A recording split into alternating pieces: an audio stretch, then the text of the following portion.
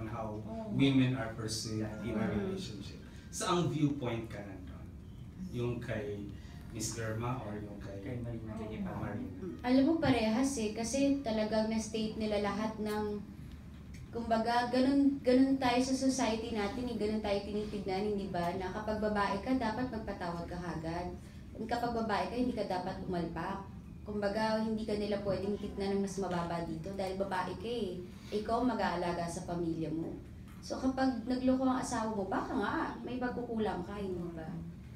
And yung sa isa naman na, bakit? Pag babae, ganun. Pagka lalaki, pwedeng sabihin na ilalaki yan eh. Normal yan sa lalaki. Sa babae, ikinakahiya ka na ng publiko. So, wala, parehas lang naman nagmamatter yung ganun, I guess. Mag-tomboy ka na lang.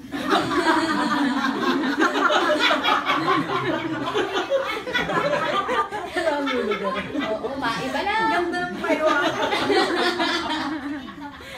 Doon pa rin ang ending. Yes, hi! Yes, Mami Jo, may babal ka kami.